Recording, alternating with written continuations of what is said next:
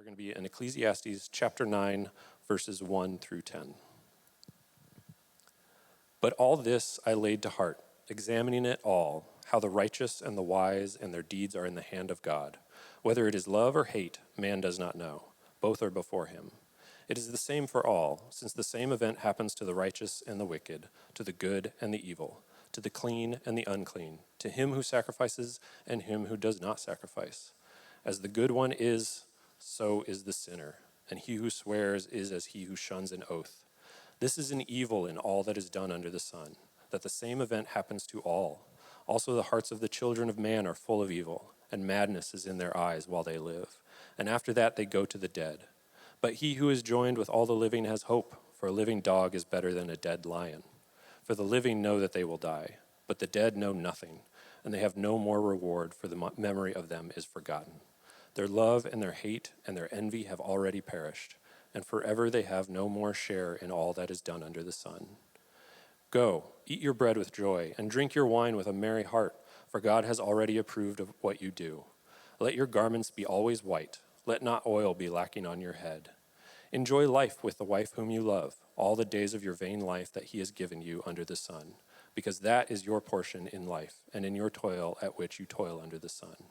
Whatever your hand finds to do, do it with your might, for there is no work or thought or knowledge or wisdom in Sheol to which you are going. Well, it's good to be back with you all. And if you're new, joining us for the first or second time, we are continuing a series in the book of Ecclesiastes, which it gives us wisdom and helps us to enjoy life in a world that is hevel. Hevel. It's this word Ecclesiastes repeatedly uses, which means breath or vapor.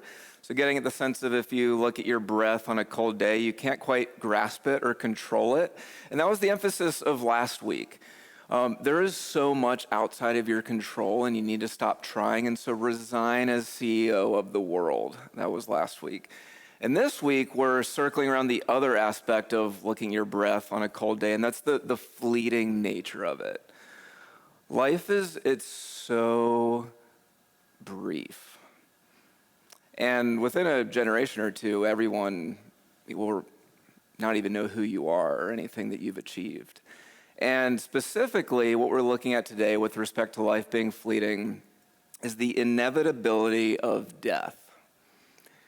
You will die, is what we see in this passage. And, one of the things that I appreciate about walking through the Bible with you guys each week is it gives us true things to talk about. So there are beautiful things and hard things. Our lives encompass both. And one of the hard things that we tend to suppress is the inescapable fact that you and everybody you love will die.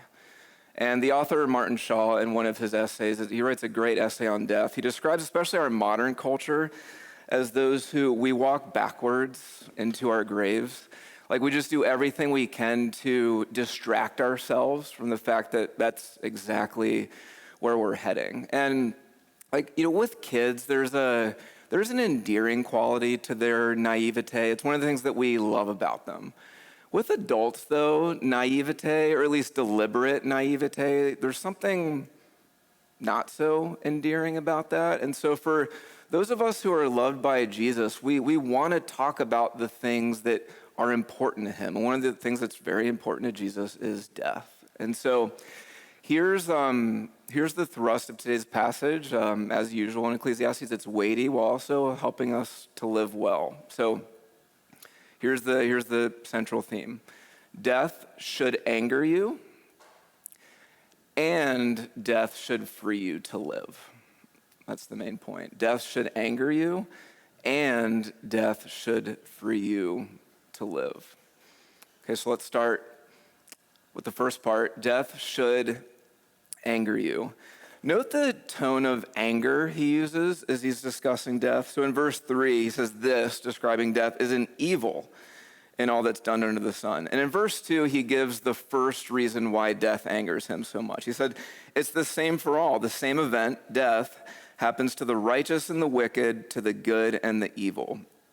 In other words, when it comes to death, deserving doesn't factor into it. So whether you're looking at the selfish or the selfless, whether you're looking at the abuser or the child. Death doesn't care. It brutalizes everybody. So he's saying it's almost as if death is an insult to justice. No matter how much you deserve it or deserve the opposite, it comes for you. So first, it angers him because it's an insult to justice. And second, it angers him because it comes without warning. We see this it wasn't in our reading, but we see this right after in verse 12.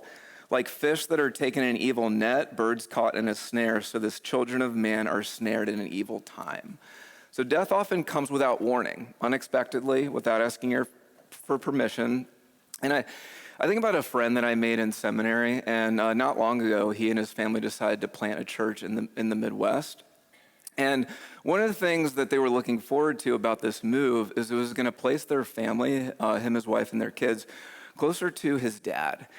And he and his dad had a strained relationship for most of his life, but in recent years, they reconciled. And so as moving days approaching, he's having a lot of phone calls with his dad, and they're just talking about the memories that they're going to make and how Saturdays are going to look as his dad gets to be a granddad to his kids. And 6 days before the moving truck shows up at his house, his phone rings, and it's his dad's number, and he picks it up, and it's his stepmom. She says, "Son, your dad's dead." And in addition to the grief, he was so angry. Right? There's just this intuitive sense of injustice. This is not how it should be. And he's still working through this. And that's a right reaction to have. And so this first point is death should anger you. It's interesting. I think Christianity might be the only way of life that regards death as evil, as an enemy. It's not a neutral fact of life, but it has a moral quality to it. Jesus treats death as an enemy. In 1 Corinthians 15, we're told death is the final enemy that Christ destroys. And so a couple of points of application here as we think about how death should anger you. Just for those of you who may not count yourself as a Christian, just something to think about is, especially if you have a hard time believing in something beyond the material world or the God of the Bible, is if the material world is all there is, and so by definition, humans wouldn't matter more than matter, and death is just natural, why does death upset us so?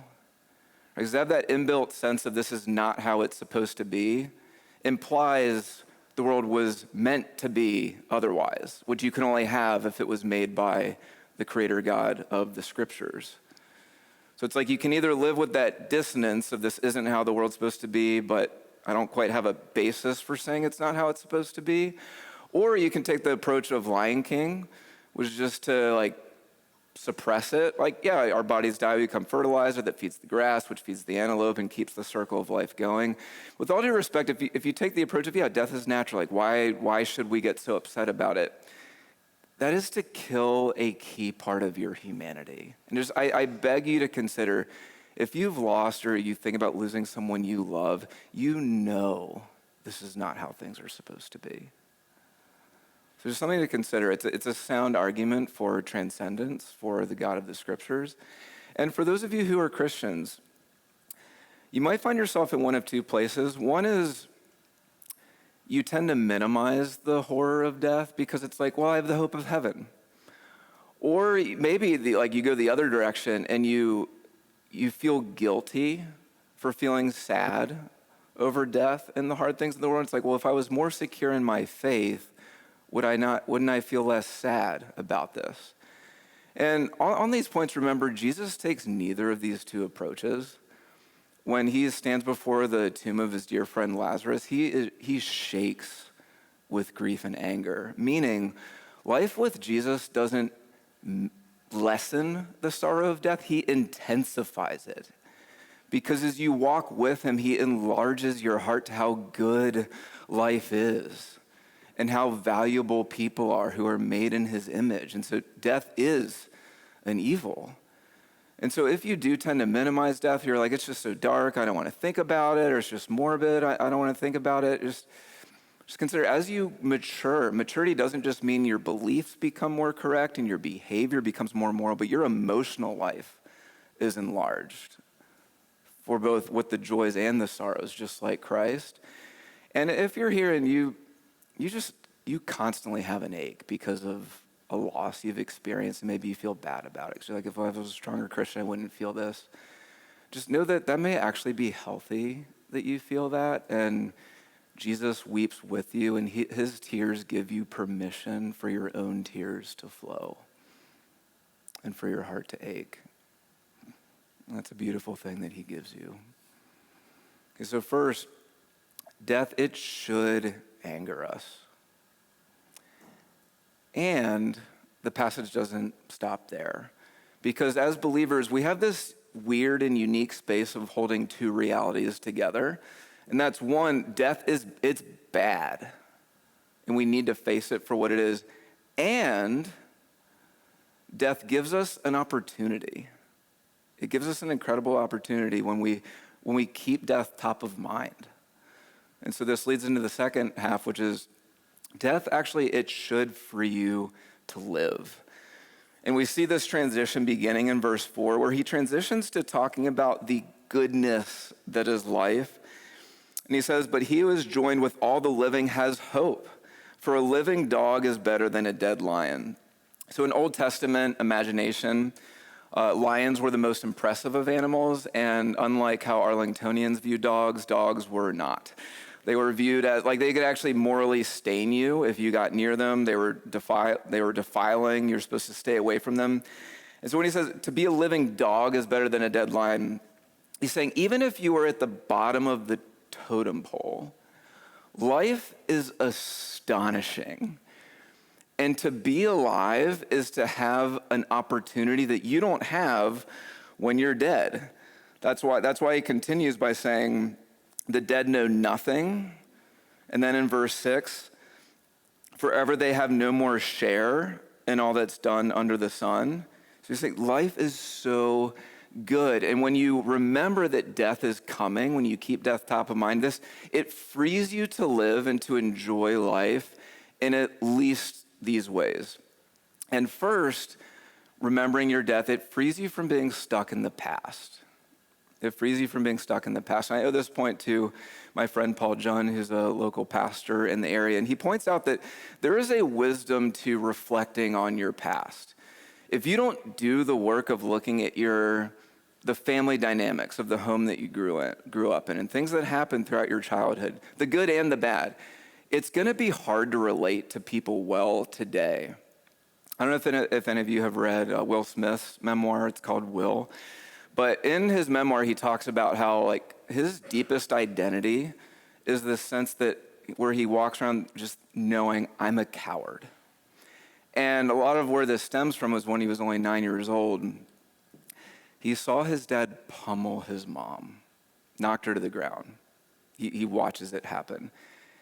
And to this day, he carries this shame of, why did I stand there and do nothing to protect my mom? And it drives everything about his, that insatiable desire he has to succeed and all the success that he has. And when you think about it, it makes more sense of the slapping incident at the Oscars.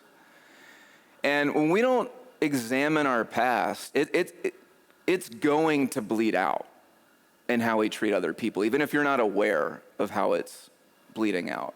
And while it is wise to examine our past, at the same time, we must not stay there. If you all were here a few weeks ago, we looked at Ecclesiastes chapter 7, which says, why do you say, why were the former days better than these? For it's not from wisdom that you ask this, getting at the folly of prolonged nostalgia. And just in the way that we can look at how we can think, why were former days better than now? We can also go the other way and get stuck on, why were my former days worse than now? So, why did this happen to me? Why was that my family? Why was this withheld from me? Why did I do or say that? And we get stuck just living in regret or anger. And so here we need wisdom, because Ignore your past, and it will control you.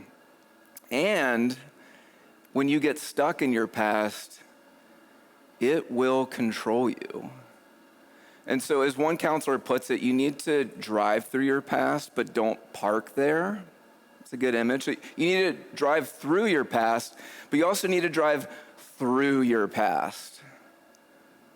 So for some of you, you may need to let go of things, of needing to make sense of something that you will never understand.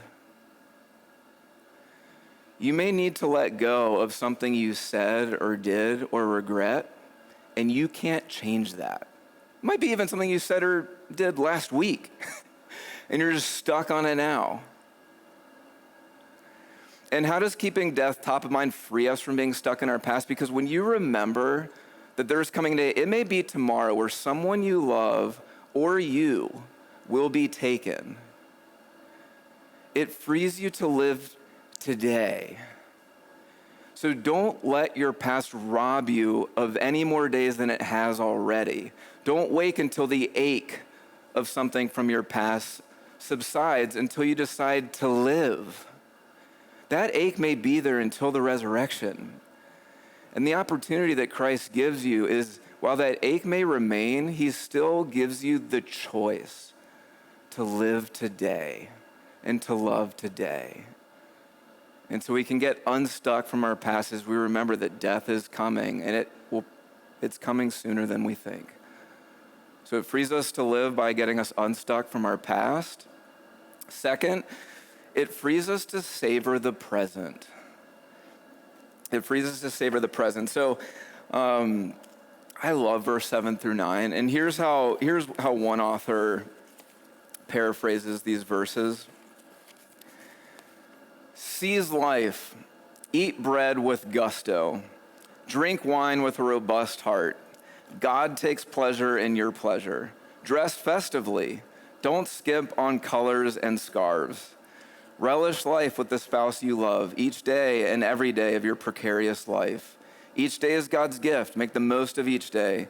Whatever turns up, grab it and do it heartily. This is your only chance at it, for there's neither work to do nor thoughts to think in the company of the dead where you're headed. Summed up, enjoy life while you can. Enjoy life while you can. While there is much to be sad about, see part 1, our anger at death, there is so much to enjoy. And consider, what is the best thing about giving a gift to a loved one? Is it not their face lighting up as they open the gift? And that's how God treats us. When you enjoy the things of life, God takes pleasure in your pleasure. What a thought. And so, enjoy the spouse whom you love. Marrieds, look at the person next to you, or think about the person who's normally next to you. You may have had a fight this week. You may have had a fight this morning. I bet they still love you, and you them. And tomorrow, they may not be here, or you may not be. Same goes for your children if you have children. Are you enjoying each other? This was really convicting for me. Like, are you enjoying each other? Don't be so caught up in the to-dos that you don't enjoy one another. And God takes pleasure when you do. Eat bread with gusto, a biblical command I assure you I love to obey, and I am crushing. Is there something you ate last week that was amazing? Or maybe something you're going to eat today or this upcoming week that's amazing? God loves it when you find food amazing. Food, relationships, work, the normal stuff of life. Enjoy this. I think about just the past couple weeks, right? If you open your eyes. So just I've gotten in a habit of taking a nighttime walk right before bed. And the other night, in a moment rare to DC, the sky was open and million-flecked. And I pause to look up and wonder at the fact that how can such a sight make your body feel as small as it makes your soul feel large at the same time? How does that work? I ate the best salmon avocado sandwich ever devised by a human. Whatever your hand finds to do, work at it with all your might. I got to work on some thorny puzzles at work. Like, what a gift I have challenging things in my job. I got together with a friend I've known since I was a kid, and we reminisced over some of our favorite childhood memories.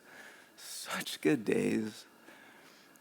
Maybe my favorite moment from the past week was I went on a walk with my son. It's a well-worn route for us, and we're walking in companionable silence, and also he was deciding to hold my hand, which he doesn't always do, so that was extra special. And we get to this juncture where you can either go the way of the street or you can take a few other paths. And all I say is, street, and all he says is, yep. And we keep walking. As we're near the end of our walk, about 15 minutes later, he goes, hey, Dad, yeah. You know what I liked? No, what'd you like? You know, earlier when all you said was street and all I said was, yep, I liked that. That's a small child identifying the heart-stirring gladness of speech without words between two intimates who love one another. Right now, I'm lucky, guys, I get to look at the faces of people who make me laugh, of people who've encouraged me to keep going in ministry when I wanted to quit, of people who've brought my family food when we've been in pain. I get to look at faces of those who drive me crazy, which is all of you. And all of you also continue to show me how remarkable our Lord is. What a gift. Keeping death top of mind, it helps you savor the present. Tomorrow may not come, and there's coming a day where it will not. And so enjoy life while you can. Frees us from being stuck in the past. It frees us to savor the present. Next, it frees you to face your own death in the future. Note the imagery in verse 7 through 9. Food, drink wine, white garments, husband, wife. What does this make you think of? A wedding. Yeah, a wedding. And think about what happens at a wedding. So yes, husband and wife, they say their vows. What else happens? Food, telling stories, dancing. And what's happening under all of that? Fidelity, celebration of life, love, friendship between everybody there. And this is all a foretaste of the world that Jesus is bringing about. We don't know exactly what the author of Ecclesiastes thought about the afterlife, but it is interesting that all throughout Ecclesiastes, he keeps making such a big deal out of food and drink and wedding imagery and laughter in the present. While so much of the rest of the Bible makes use of this same imagery in the future. In Luke chapter 14, Jesus describes our future as a great banquet. Isaiah chapter 25 uses language of rich food and aged wine. Revelation 19 talks about our future as a big marriage feast. So getting at this fact that the renewed world that Christ is bringing about and all those who are united with him by faith get to enjoy, the best that life offers now is just a small appetizer for the life to come. And this is given to us through Jesus. And here we're getting at the heart of the Christian message, which is not be a good person, and if you're good enough, then maybe you get to go to the good place and not the bad place at the end of your life. Right, but see at the end of verse 7, God has already approved what you do. Sneaky gospel line in there. You don't do good things to earn God's approval, right? But through the gospel, he's already pleased with you, because the heart of the Christian message is if sin, as one author put it, is us substituting ourselves for God, the gospel is God substitutes himself for you in Jesus so that he's with you now and in the life to come. I don't know if you all have been following former senator and former university president Ben Sasse is dying of pancreatic cancer, and all these media outlets are like religious and secular interviewing him, and Ben's a Christian. And this one interview I saw, which touched me, he's asked, how does your belief in Jesus make a difference in how you're navigating this sudden, he's only in his 50s, terminal diagnosis. And I think unwittingly, he models everything that we're seeing in this passage. So he's angry about death. He talks about how, especially when thinking about his high school son, he's like, my son is way too young to lose his dad. And that makes me angry. And yet you also see this fact of death in Jesus meeting him, liberating him from being stuck in his past. He's like, when I think about earlier in my life, my biggest regret is I traveled too much. I was way too career-centric. I should have spent way more time with my family. But yet through Jesus, I have the freedom of knowing I'm forgiven, and I've been able to make changes in recent years. He's free to savor the present. He started a podcast called Not Dead Yet, which there's a lot of humor woven there. He wants to help people savor the present because there is so much to enjoy. And he's free to face his inevitable upcoming death. And my favorite line from this interview is, he says, it's interesting that the Bible talks about death as the final enemy. So it is an enemy. I hate what it's doing to me and especially to my loved ones. And then his eyes glisten and he says, but I love how death is also described as the final enemy. Because of the resurrection of Jesus, when I die and when those I love die who are in Jesus, there will be no more tears. And guys, what he's getting at is what Ecclesiastes gets at, which is what the whole of the Bible gets at, which is your death is certain. And more certain than your death is that Jesus Christ, the eternal Son of God, looked upon you and loved you and came for you, and every single act of his spotless life was with you in mind. And as certain as your death is, he went to a cross to substitute himself for you, bearing any sin and guilt you carry. And then he rose from the dead, ascended to heaven, and is returning to renew all things. And as certain as perhaps the pain in your past is, more certain is that he will personally, or individually and particularly wipe away every tear from your face.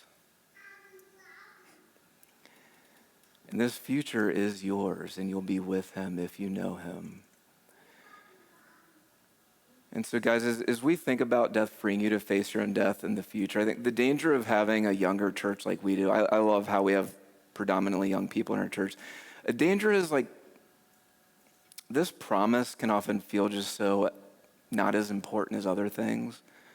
I'm not super old, but I know enough to know, guys, I guarantee you, just as your body starts to age, but especially as you're dying, when you realize that you can just whisper the name Jesus and know that you belong to him, and more impossibly, he belongs to you, you will know that is the greatest treasure in all the world. And so if you're here and you're not a Christian, there is a challenge here in this passage, and that's that you will die. And apart from Jesus, there is no life and only fear to be had in death. And the open invitation from Jesus is, come to me, and you get to have life to the full, beginning now and in the age to come. And for the Christian, Jesus really is the greatest treasure. And as you think about your own death, I think it is okay to be afraid, at least like of the act of dying. I think God does hold a lot of tenderness for, if you're scared, like what's the actual act of death going to feel like? To be afraid of that, I think that's okay. And at the same time, you are promised a good shepherd who has your hand in his, who will guide you into a renewed world. And as you live now, your life gets to be a foreshadowing of that life to come as you're free from your past and to savor life in the present. Just think about that. As you go home, what are you going to eat today? What are you going to eat this? Who are you going to see today? Your life gets to be an appetizer of the world to come. As one commentator put it, often those without Christ tend to abandon themselves to food and drink because they believe that's all there's left to do before they die. But those who are loved by Jesus cherish food and drink in relationship because they know that these things look a lot like life will after they die. So go. Eat your bread with gusto and enjoy those you love. Enjoy this